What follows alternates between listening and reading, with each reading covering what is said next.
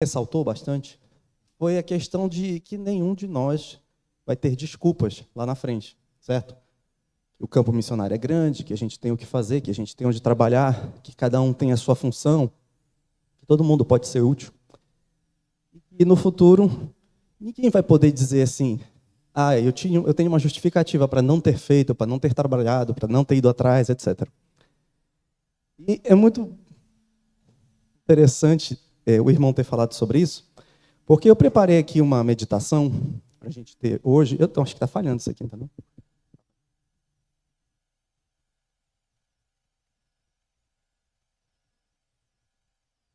Vamos lá. E o tema que eu escolhi para o estudo, o nome do tema é Sem Desculpas. Então, aí vocês tiram se vai coincidir ou não com muito do que foi dito, né? Sem desculpas. A ideia inicial, antes da gente abrir o texto, ou nos textos que nós vamos ler juntos e conversar e nos edificar aqui com a palavra de Deus, a ideia é de que todos nós, acho que em algum momento da vida, a gente enfrenta situações que fazem questionar a nossa capacidade de servir a Deus, certo? Situações, dificuldades, pode ser questão de saúde, pode ser trabalho, pode ser família, pode ser, enfim, inúmeras coisas que podem fazer a gente questionar a nossa capacidade, a nossa habilidade, a nossa, enfim, possibilidade de servir, de fazer parte do grupo, de ser útil na obra e etc. E com isso, a gente tem uma tendência de começar a dar desculpas, certo? Essas desculpas, às vezes, são coisas mais pontuais, como, por exemplo, eu não fui ao culto porque estava chovendo. Eu não fui à vigília porque eu estava cansado, eu trabalhei o dia todo. Eu não fiz isso. Não fiz isso ou não fiz aquilo por um motivo X ou Y. E a gente dá desculpas, né? Às vezes motivos realmente justos e às vezes motivos assim não tão justos. Creio que todos nós já passamos por uma situação assim. Só que essa de dar desculpas para deixar de fazer algo, às vezes a coisa vai ficando mais grave. Tem gente que dá desculpa e não se envolve em nada de jeito nenhum. A pessoa não vai para a igreja por quê? Porque o pastor tal não gosta de mim, ou eu não gosto dele. Eu me decepcionei com a igreja tal, então nunca mais piso numa igreja. E assim vai dando as desculpas. Ou, aconteceu uma coisa ruim com um parente meu. Deus não me ama. Eu não piso mais em igreja nenhuma. Eu não vou, eu não quero saber, e por aí vai. Então, desculpas. E desculpas que a gente dá, que as pessoas dão, a gente dá. Às vezes coisas pontuais, às vezes coisas mais sérias. Só que a gente quer reforçar a ideia bíblica e pegando exemplos bíblicos de pessoas que tinham todas as desculpas para cruzar os braços, tinham todos os motivos para cruzar os braços, mas decidiram agir, decidiram fazer a diferença naquela geração, naquele momento, naquele contexto em que estavam inseridos. É com essa ideia inicial que eu gostaria que os irmãos abrissem a Bíblia no livro de Juízes, capítulo 6.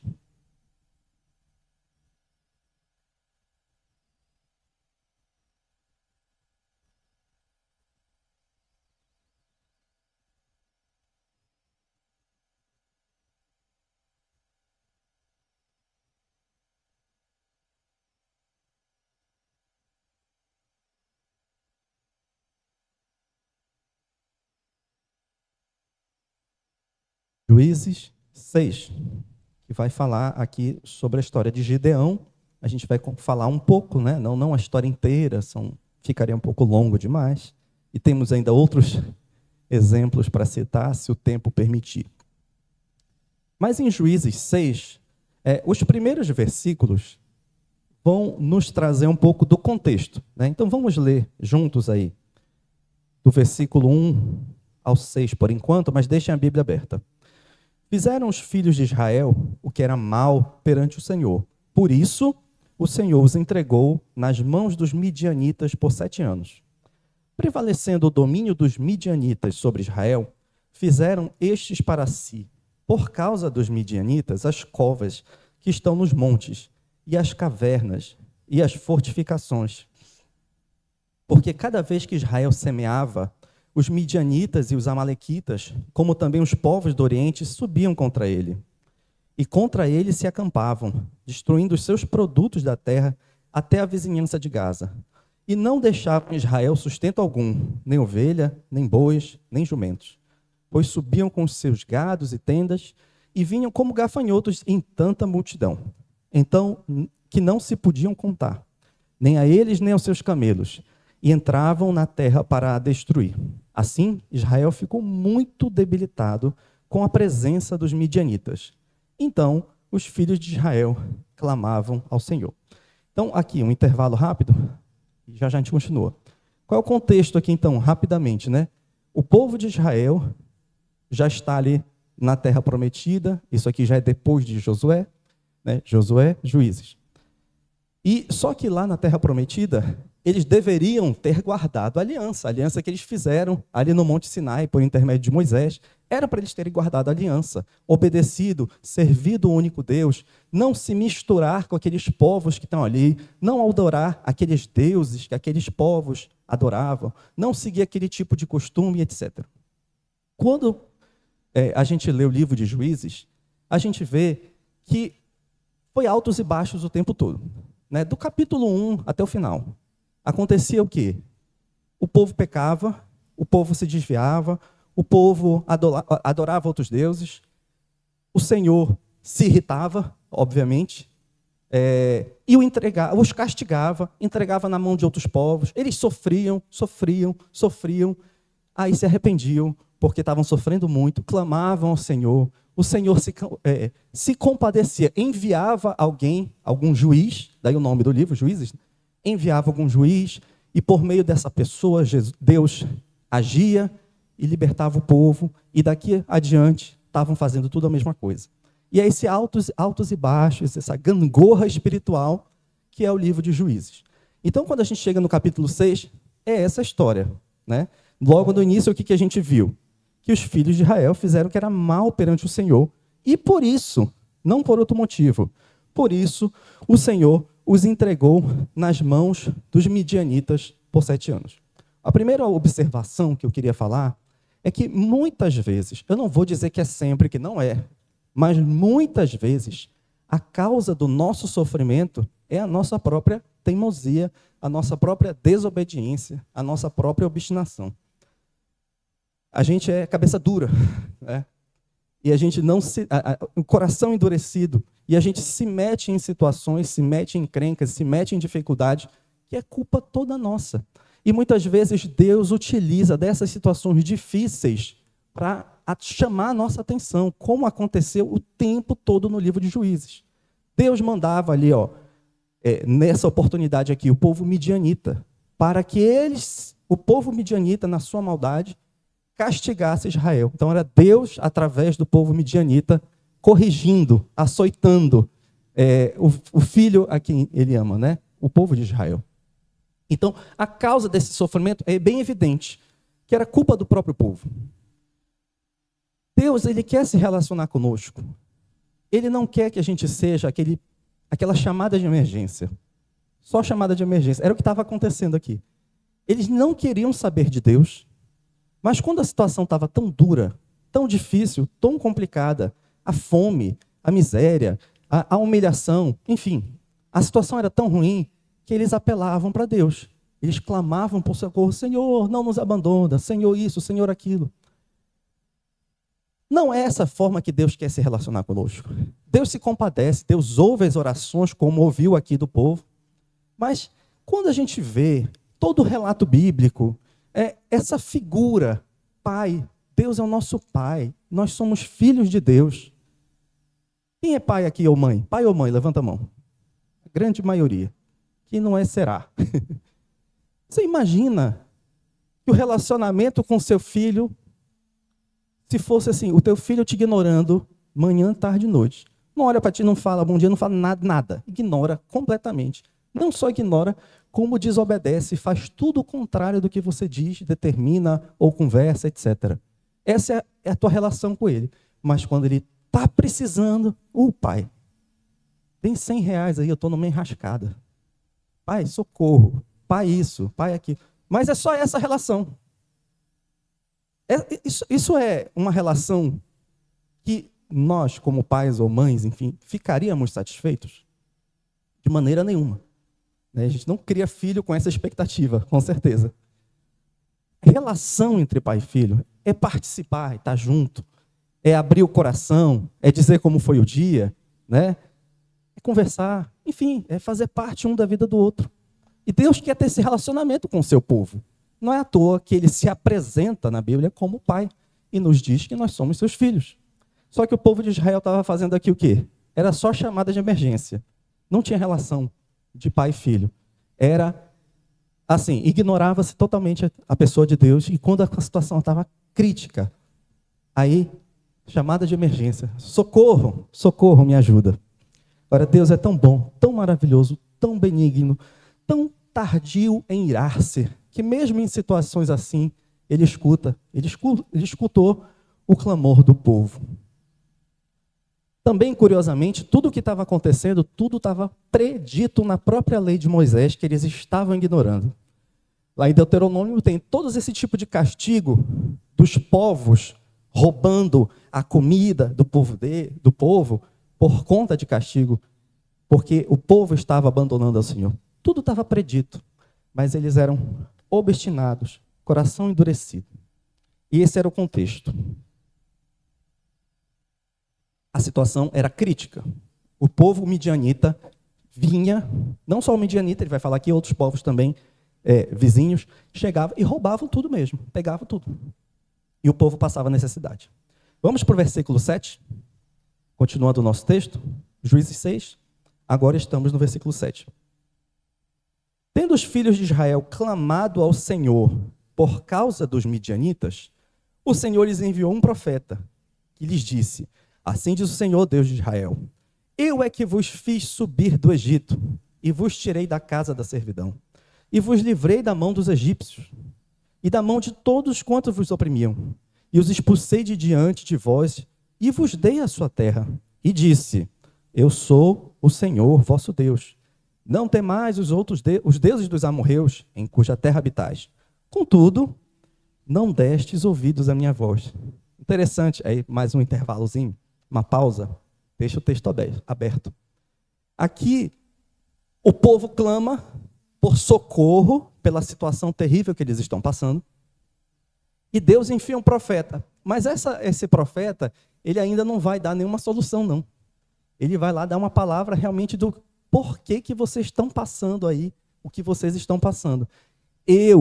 Deus falando através do profeta, eu tirei vocês do Egito, eu tirei vocês de lá com mão poderosa, eu guiei, eu botei vocês na terra que eu prometi, eu fiz tudo. Mas eu disse: não se envolvam com esses deuses, não se envolvam com esses povos, me obedeçam, escutem a minha palavra, escutem a minha voz. Vós não destes ouvido à minha voz. Então Deus usou o profeta para dar o motivo, a explicação, o porquê que eles estavam sofrendo. A causa do sofrimento deles aqui era eles mesmos. Eles mesmos estavam causando o seu próprio sofrimento. E Deus estava usando essa situação para fazê-los cair em si. E assim voltar aos caminhos, assim se arrependerem. Eu, enquanto lia, estudava, eu lembrei de um exemplo, vou pedir licença de usar um exemplo do pastor Marcelo, acho que ele vai lembrar desse caso aqui. Os cultos na casa do pastor Marcelo, eu ainda não era dessa igreja, né? Era na segunda-feira, né? Na sua casa, né? E eu lembro do pastor contando essa experiência. Um dia, tinha um rapaz, um irmão lá, que estava passando muita dificuldade. Na vida dele, pessoal, né? Dificuldade na família, dificuldade no trabalho, dificuldade nas finanças. Era assim, ele estava num momento muito difícil da vida dele. Muitas tribulações. E ele questionou o pastor, que não era pastor. Marcelo, por que Deus permite? Por que Deus faz isso comigo? Por que eu estou passando por isso? E o pastor, cheio do Espírito Santo, vou dizer, deu uma resposta para ele que eu nunca vou esquecer. Eu não estava lá, mas eu nunca vou esquecer porque me tocou muito quando o senhor contou essa história. O pastor falou assim: fulano, seja muito sincero comigo. Se tivesse tudo bem na tua vida, com a tua família, com o teu trabalho, tu ia estar segunda-feira à noite na minha casa com uma Bíblia debaixo do braço? Ele falou: não, não estaria. O senhor lembra disso, pastor? Ou não lembra? Ele falou: não, sendo honestamente, eu não estaria. Era isso aqui que está acontecendo. Deus estava usando uma situação muito difícil, tribulação. Muitas vezes, é culpa da própria pessoa, que é obstinada, mas é Deus tentando, buscando, dizendo: eu me importo, eu quero ser buscado, eu quero te salvar, eu quero te libertar, eu me importo contigo. Só que a tua, vamos dizer assim, o teu conforto aqui não é o que mais preocupa Deus, né? Não é o mais importante para Deus, não é o nosso conforto momentâneo, não é a nossa conta bancária ou nossa saúde física mesmo. Não é o mais importante. O mais importante é o nosso coração, a nossa eternidade. Então, essas situações difíceis servem também para a gente colocar a nossa cabeça no lugar e dizer: onde eu estou errando? Será que Deus está querendo me ensinar algo nessa situação? E aqui nessa situação estava muito evidente que era isso. Eles pediram socorro por causa da situação crítica que eles estavam passando. Terrível, difícil, realmente um sufoco. Vamos continuar a leitura. Aí vem a parte que eu considero principal, pelo menos onde eu gostaria de focar o nosso estudo. Versículo 11, né, que nós estamos. Então, veio o anjo do Senhor e assentou-se debaixo do carvalho que está em Orfa, que pertencia a Joás, a Biesrita. E Gideão, seu filho, estava malhando trigo no lagar, para o pôr a salvo dos midianitas. Então o anjo do Senhor lhe apareceu e disse: o Senhor é contigo, homem valente. Até aqui, irmãos. O que Gideão estava fazendo? Malhando trigo no lagar. Eu antigamente não sabia, não fazia ideia do que isso significava. Alguém aqui não sabe? Não tenha vergonha. Não sei o que é, o que significa. Pode levantar a mão. Não sei, quero aprender. Malhando trigo no lagar. Não sabe o que é. Alguns irmãos não sabem. Beleza. O que acontece? Para malhar o trigo, tem 3 etapas. Eles tinham que colher o trigo, eles cortavam as plantas e levavam tudo para um lugar amplo, aberto, bem ventilado, a eira, certo? O trigo tem que estar no lugar aberto para fazer esse processo, com vento, num lugar alto, ok? E aí eles começavam a bater o trigo para conseguir separar o que é o miolo lá, o que é o grão da casca, certo? Batendo, às vezes usavam animais, enfim, ferramentas, madeira, batia, para ir separando o miolo do trigo, que é o que eles iam usar, daquilo que eles não iam precisar. Iam separando, separando, separando. Essa é a segunda etapa. E a terceira etapa desse processo qual era? Eles usavam o vento para ajudar. Eles jogavam tudo para cima, aí o vento bate e leva a palha. E o que cai? Os grãos, que era o que eles iam usar. Deu para entender? Então, o processo era esse. Um processo normal seria esse. Você ir para um lugar bem amplo, ventilado, aberto, alto, para fazer esse processo direitinho. Malhar o trigo, tirar o trigo lá de dentro da palha. Para usar, fazer comida, enfim. Mas eles podiam fazer isso nessa época, nessa situação? Não. Por que eles não podiam ir para o lugar aberto? Porque todas as vezes em que eles iam fazer isso, os outros povos vinham e roubavam tudo, porque eles eram muito mais poderosos e muito mais numerosos. Então a situação estava crítica. Acabou que Gideão teve que malhar o trigo num lagar. Sabe o que é um lagar? O lagar é o lugar que serve para colocar as uvas, pisar nas uvas, para fazer o vinho, o suco de uva, enfim. O lagar, onde é que fica, normalmente? Num lugar bem baixo, mais baixo escondido possível, porque aí o suco vai escorrendo. Não pode fazer num lugar alto, senão tu vai perder tudo. É um lugar baixo, como se fosse um tanque, escuro, enfim. Então, olha só o que Gideão estava fazendo. Gideão estava fazendo o quê? Malhando trigo aonde? Num lagar. espiritualmente falando, ele estava malhando um trigo no pior lugar do mundo que se podia malhar o trigo. E ele estava fazendo isso por quê? Está dizendo a Bíblia aí. Para o pôr a salvo dos midianitas. Se ele faz isso num lugar normal, não ia ter trigo para ninguém. Nem para ele, nem para a família, nem para o povo, ninguém. Então ele estava malhando o trigo no lagar. E quando o anjo do Senhor, e aqui a gente não tem muito tempo para, enfim, mergulhar em tudo, mas essa figura, anjo do Senhor no Antigo Testamento, é uma figura divina, provavelmente o próprio Cristo pré-encarnado, certo? Deus, nessa forma, aparece e diz para Gideão, o Senhor é contigo, homem valente. Uma palavra muito linda isso. Existem alguns teólogos, estudiosos e tudo mais, que veem esse texto de uma forma um pouco diferente do que eu vejo. Eles veem assim, que Gideão estava sendo medroso. Eu vi algumas pessoas dizendo assim, Gideão estava sendo medroso por quê? Ele estava malhando o trigo aonde? Escondido, num lagar, como um medroso.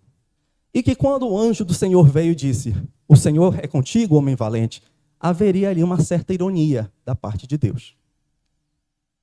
Eu vejo um pouco diferente, de forma honesta, com todo respeito com quem discorda de mim. Irmãos, se ele malhasse o trigo no lugar normal, o que ia acontecer? O que ia acontecer? Não ia ter para ninguém. Ele estava tendo uma atitude aqui extremamente nobre, corajosa. Eu vejo dessa forma. Quando o anjo do Senhor veio e apareceu, o Senhor é contigo, homem valente, isso me parece uma palavra de aprovação à conduta de alguém que tinha todas as desculpas para estar de braço cruzado. Esse tinha desculpa. Por quê? Se eu for malhar o trigo, os caras vêm e me tomam, eu não sou doido, eu vou ficar em casa. Mas ele não. Ele foi corajoso, ele foi proativo, ele tomou iniciativa, ele foi diferente. É sobre isso. Não se prendeu às desculpas, é sobre isso que a gente está falando hoje. Ele foi malhar o trigo no lagar. Irmãos, para uma noção, só para uma figura de linguagem. É como se eu dissesse para alguém assim, ó, você pode varrer o chão aqui? Posso, sem problema, eu varro sim. Tá, toma aqui uma colher, vai lá varrer com a colher. É fazer uma coisa com a pior ferramenta possível, da pior forma, da forma menos prática, que menos vai gerar resultado. Muito difícil. Ele ia fazer isso na forma mais difícil, mas por que ele tomou a iniciativa? Porque era o que dava para ser feito. Eu fico imaginando, eu lembrei, Luana, da conversa que você teve com um missionário das igrejas perseguidas. Meu Deus, que coragem! Eles estão se reunindo em lugar público lá? Claro que não. Se eles se reúnem um dia, morre todo mundo, acabou a igreja. Eles fazem o quê? Estratégia. Usa a cabeça que Deus deu para pensar. Eles se reúnem de forma escondida. E assim vai crescendo, crescendo, multiplicando, crescendo. Para mim, eles estão malhando trigo no lagar. Eles estão fazendo da forma mais difícil. Eles tinham todas as desculpas para estar de braço cruzado.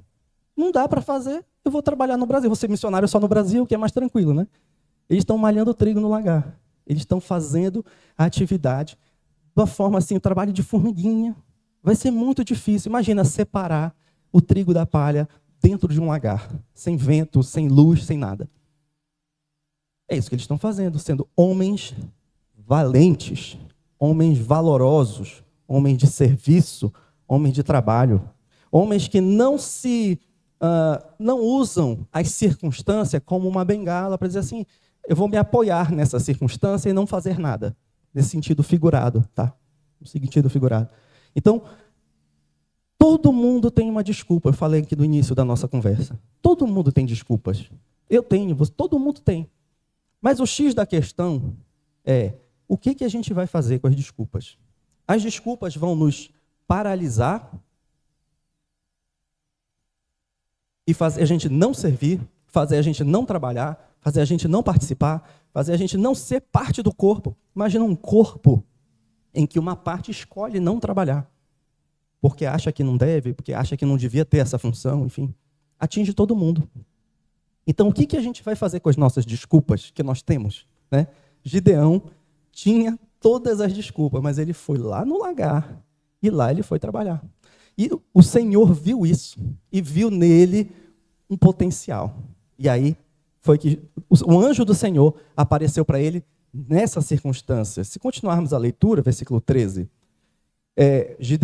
respondeu-lhe Gideão: ai, Senhor meu, se o Senhor é conosco, por que nos sobreveio tudo isso?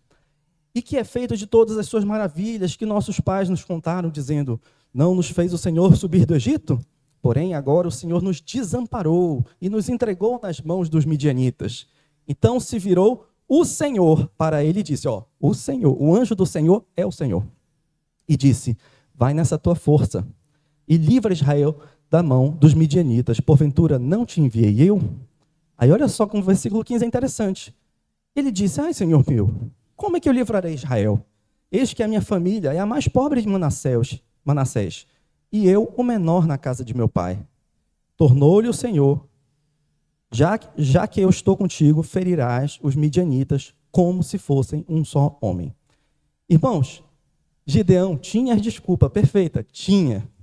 No versículo 15 ele até deu essa desculpa para Deus, mas ele não ficou paralisado. Quando Deus disse: vai, seja corajoso, eu estou contigo. A gente não tem tempo para ler toda a história, mas Gideão foi.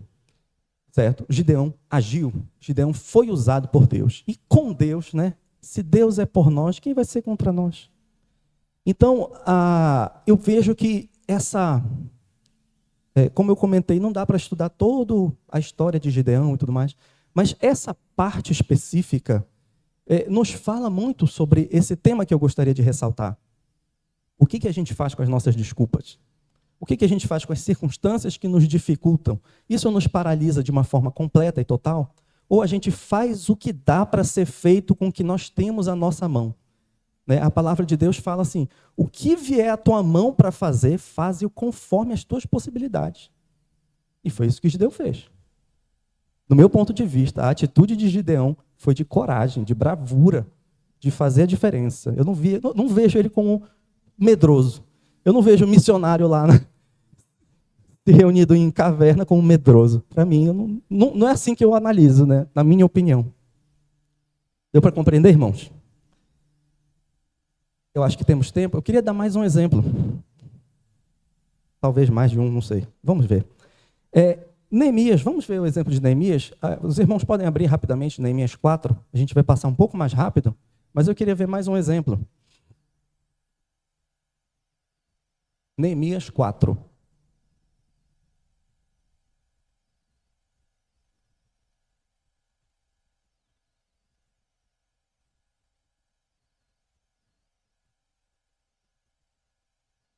Enquanto os irmãos estão abrindo, rapidamente o contexto. Neemias ele era copeiro na corte do rei persa, certo? Neemias ele vem já depois do cativeiro babilônico, lá no final, a Pérsia conquistou a Babilônia, o povo de Israel, o povo de Deus, estava agora súdito da Pérsia, e Neemias era copeiro do rei. Só que quando ele soube que Jerusalém estava em ruínas, ele se entristeceu muito. Ele sentiu uma profunda compaixão pela sua cidade e pelo seu povo. E aí Neemias pediu permissão para o rei, para ele voltar lá para Jerusalém, para reconstruir os muros da cidade, para botar a casa em ordem, vamos dizer assim. Certo? Aqui de cara a gente já vê que Neemias tinha toda a desculpa para não fazer nada. Ele não estava em Jerusalém, ele estava na Pérsia. Ele estava trabalhando no palácio do rei. Se o povo está mal lá em Jerusalém, eles que trabalhem, eles que se virem, eles que vão atrás, mas não. Neemias, ele vestiu a camisa e disse assim: eu vou para o trabalho, não importa o que aconteça. Lá no Neemias 4, que nós estamos. E nessa jornada de Neemias para reconstruir o muro, ele enfrentou muitas oposições, que inclusive a gente estudou aqui na EBD, não tem tanto tempo. Tá? Mas vamos ler, Neemias 4. Diz o seguinte, eu vou falando os versículos que a gente vai ler, tá? Do 1 ao 3 agora. Tendo Sambalate ouvido que edificávamos o muro, ardeu em ira e se indignou muito e escarneceu dos judeus. Então falou na presença de seus irmãos e do exército de Samaria e disse: que fazem estes fracos judeus? Permitir-se-lhes isso? Sacrificarão? Darão cabo da obra num só dia?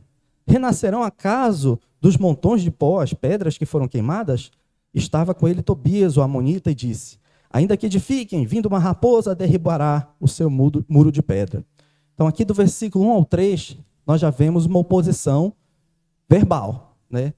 Especialmente vindo de Tobias e Sanbalate. Mas a coisa fica mais grave à medida que os versículos vão avançando. Vamos ver o versículo 7. Diz o seguinte: mas, ouvindo Sanbalate e Tobias, os arábios, os amonitas e os asdoditas, que a reparação dos muros de Jerusalém e avante, e que já começavam a fechar-lhe as brechas, ficaram sobremodo irados. Ajuntaram-se todos de comum acordo para virem atacar Jerusalém e suscitar confusão ali. Porém, nós oramos ao nosso Deus e, como proteção, pusemos guarda contra eles de dia e de noite. Irmãos, versículo 8. Agora já não era mais uma oposição meramente verbal, certo? Agora eles já estavam de comum acordo, vários povos, para atacar o povo de Deus, que estava fazendo o quê? Reconstruindo os muros. Versículo 16. Olha o que Neemias fez. Daquele dia em diante, metade dos meus moços trabalhava na obra, e a outra metade empunhava lanças, escudos, arcos e couraças. E os chefes estavam por detrás de toda a casa de Judá. Destaque no versículo 17 agora. Os carregadores, que por si mesmo tomavam as cargas, cada um com uma das mãos fazia a obra e com a outra segurava a arma. Os edificadores, cada um trazia a sua espada à cinta, e assim edificavam. O que tocava a trombeta estava junto de mim. Irmãos, qual é a nossa desculpa? Os carregadores, eles carregavam a carga com uma das mãos e com a outra estava segurando a arma. Todo mundo aqui tinha desculpa perfeita para parar de trabalhar. Neemias podia dizer o seguinte: olha, eu tentei. Né? Eu tentei. Se Deus quisesse, eu construí um muro em paz. Como tem todo isso aqui, mundo de gente querendo me atacar, eu vou voltar para a Pérsia, vou ser copeiro lá e outro assuma o meu lugar. Ele tinha a desculpa perfeita para não fazer. Mas ele não se apegou às circunstâncias. Ele não apelou para a desculpa. Ele trabalhou conforme as forças que ele tinha. Orou, disse o versículo 9, oramos a Deus e agiu. Oração e ação. Oração e trabalho. E assim eles conseguiram completar o muro. Quer dizer, a obra de Deus está aí para ser feita. Nem todo mundo vai fazer a mesma coisa. O irmão Carlos estava falando aqui agora, o presbítero. Não vai ter a desculpa de dizer, eu não sei falar, eu não sei pregar, eu não conheço isso, eu não sou missionário. Todo mundo tem o que fazer. Agora, o que a gente vai fazer com as nossas desculpas, né? A coisa pode ir adiante. Eu peguei aqui, nós não vamos ler, mas eu peguei aqui só para dar o exemplo de Paulo também. Só que eu acho que o presbítero já falou exatamente do caso. Paulo tinha desculpa perfeita para não trabalhar. Tinha ou não tinha? Era o que mais tinha, talvez, não sei. Preso. Ele tinha desculpa para não louvar a Deus. O que aconteceu lá? Paulo e Silas presos em Atos 16. Diz o seguinte: por volta da meia-noite, Paulo e Silas oravam e cantavam louvores a Deus. Era a vigília deles lá, tá? Na prisão. E os demais companheiros de prisão escutavam. E aí foi feita a obra de Deus, o carcereiro se converteu e etc. Na prisão, Paulo escreveu a carta aos Filipenses, uma obra-prima. Na prisão, Paulo pregou para Onésimo, como foi falado hoje. Na prisão, ele mandou a carta para Filemon. Ele podia cruzar os braços. Ele podia dizer o seguinte: olha, até que eu tentei. Eu estou preso, agora eu vou ficar aqui de boa. Vou ficar aqui. Quando quiser me soltar, me solta. Não. Ele não se apegou à desculpa que ele tinha. Ele trabalhou conforme as forças, conforme as circunstâncias. Está dando para entender a mensagem, irmãos? Amém? Graças a Deus. Para finalizar, irmãos, já finalizando, nós temos também exemplos. Nós demos aí pelo menos 3 bons exemplos de pessoas que, frente a circunstâncias difíceis, negativas, desafios muito grandes, trabalharam, tiveram coragem, foram proativos e não se apegaram às suas desculpas. Gideão, Neemias e Paulo. São 3 bons exemplos. Mas a Bíblia também dá maus exemplos dessa situação. Por exemplo, lá em Mateus 19, a gente não vai ler agora, do 16 ao 22, tem a situação do jovem rico. Lembram do jovem rico que teve aquela conversa com Jesus? Irmãos, aquele jovem, a oportunidade que aquele jovem rico teve de participar, de se tornar ali um discípulo, aquela pessoa que ia estar próxima. Não digo discípulo no sentido de ser um dos 12, mas aqueles discípulos que estavam juntos sempre de Jesus. Olha, vende, que dá aos pobres e segue. E ele foi embora. Foi embora triste porque era dono de muitas posses. Ele se apegou à desculpa dele, eu não posso ir, porque eu tenho que cuidar aqui do meu patrimônio, por exemplo. Ele se apegou à desculpa dele e não foi fazer aquilo que Jesus estava chamando ele para fazer. Quais são as nossas desculpas, irmãos? Que eu e você temos dado para não cumprir o chamado de Deus na nossa vida. O que tem nos impedido de servir, de agir com fé, de agir com coragem, de agir com iniciativa, com persistência, com firmeza? O que tem nos impedido? Estamos nos apegando às nossas fraquezas, ou às nossas limitações, ou às circunstâncias que nos circundam, em vez de nos agarrarmos à promessa de Deus que disse: eis que estou convosco. Então, que isso sirva para nosso encorajamento. E para finalizar agora é de verdade. Vamos ler Lucas 14. Lucas 14.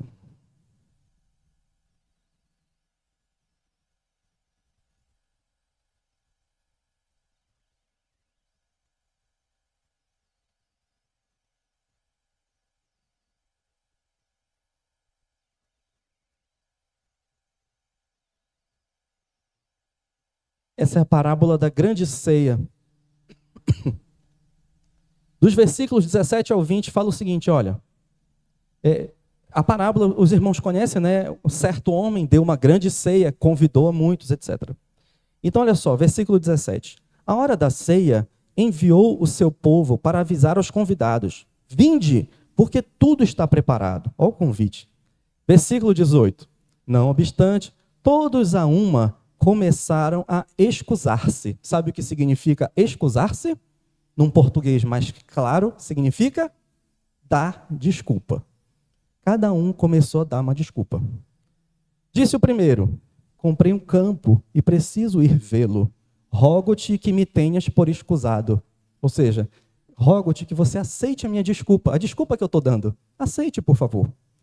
Outro disse: comprei 5 juntas de bois e vou experimentá-las. Rogo-te que me tenhas por escusado. E outro disse: casei-me e não posso ir.